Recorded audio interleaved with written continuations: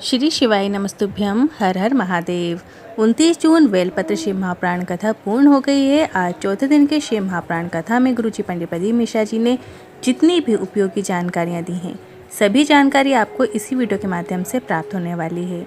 ये शिव महापुराण कथा महाराष्ट्र राज्य के छत्रपति संभाजी नगर के बेजापुर में हो रही है, जिसे आप 1 बजे से 4 बजे तक आज सच यूट्यूब के माध्यम से लाइव देख पा रहे हैं। 30 जून सोमवार का दिन है और आषाढ़ गुप्त नवरात्रि की पंचमी की तिथि है और इस दिन किया जाने वाला आम के पत्ते वाला और स्वास्तिक वाला एक विशेष उपाय की जानकारी आपको इसी वीडियो के माध्यम से मिलने वाली है, जो वर्ष में सिर्फ इसी विशेष दिन किया जाता है। किसी कारणवश आपने आज कथा नहीं देख पाए हैं तो पूरी कथा का रसतत्व आपको इस छोटे से वीडियो से प्राप्त होने वाला है। तो बढ़ते हैं आज की कथा की पहली जानकारी की ओर। शिव जी ने माता पार्वती को 3 गहने बताए और कहा, अगर आपको ये 3 गहने मिल जाएं तो आपको कहीं जाने की ज़रूरत नहीं है। पहला है विश्वास, खुद पर भी और शिव पर भी विश्वास आपका होना चाहिए। दूसरा है मेहनत और तीसरा है इंतज़ार करना आपको आना चाहिए। बढ़ते हैं आज की कथा की दूसरी जानकारी की ओर। गुरुजी ने कहा, अगर आपको कोई बुरा बोल रहा है, अगर आपको कोई बुरा करने की सोच रहा है, ये सीहोर वाला महाराज प्रदीप मिश्रा नहीं कह रहा है, ये रुद्र संहिता कह रही है। अगर कोई शिव की या शिव के भक्त की निंदा करता है तो उसके घर का कोई ना कोई ऐसा बीमार होता है कि पूरा जीवन परेशानी में निकलता है। बढ़ते हैं आज की कथा की तीसरी जानकारी की ओर। किसी ने पूछा, व्रत क्या मनुष्य को ही रखना होता है? तो भोलेनाथ ने कहा, 33 कोटि देवी देवताओं में सिर्फ मुझे पशुपतिनाथ कहा जाता है और सोमवार, प्रदोष, शिवरात्रि इन तिथियों में मनुष्य तो व्रत रखते ही हैं, पर अगर इस दिन कोई जीव जिसको भोजन नहीं मिल पाता है तो उसको भी व्रत रखने का फल प्राप्त हो जाता है। बढ़ते हैं आज की कथा की चौथी जानकारी की ओर। बेलपत्र को तोड़ने से पहले मंत्र का स्मरण किया जाता है, गुरुजी ने कहा, और तोड़ने के बाद बेलपत्र से निवेदन किया जाता है कि हे माँ पार्वती, आपको शिव ने बुलाया है, मेरे ऊपर बहुत दुख है, तकलीफ है, कष्ट है, उसे समाप्त करने के लिए, तो चलिए माँ। बढ़ते हैं आज की कथा की 5वीं जानकारी की ओर।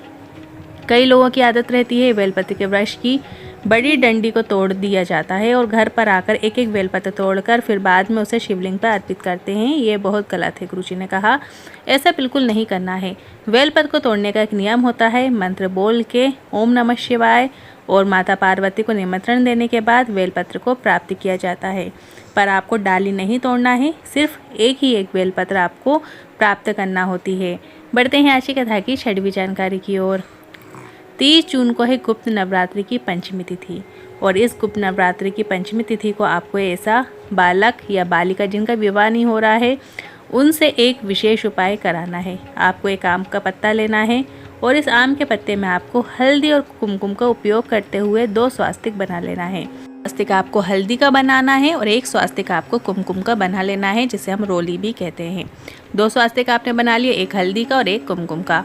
अब जो हल्दी का स्वास्तिक आपने बनाया है उसमें आपको लाल चावल मतलब कुंकू रोली वाले चावल उसमें रखना है, चढ़ाना है, अर्पित करना है। और दूसरा जो स्वास्तिक आपने रोली कुमकुम का बनाया है उसमें आपको पीले चावल मतलब हल्दी से कलर किए हुए चावल आपको उसमें रख देना है। इस तरीके से एक आम के पत्ते में आपको 2 स्वास्तिक बनाना है और दोनों में आपको चावल रख लेना है, अक्षत रखना है। बाद जो बालक या बालिका जिनका विवाह नहीं हो रहा है उनके हाथ में आपको इसे पकड़वा देना है और उनके द्वारा इसे नीम के वृक्ष के नीचे छोड़ देना है।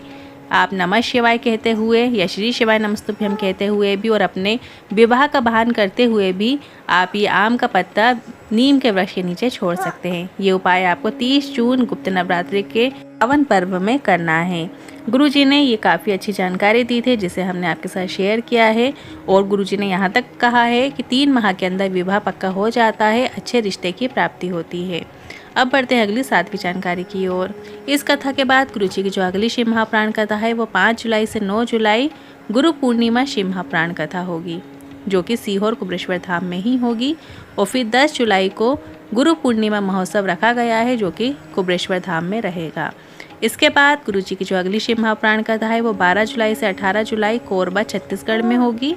और फिर गुरुजी की जो अगली शिव महापुराण कथा है वो 30 जुलाई से 5 अगस्त जयंती भाई स्टेडियम भिलाई में ये शिव महापुराण कथा होगी, जिसका समय दोपहर में 1 बजे से 4 बजे तक रखा गया है।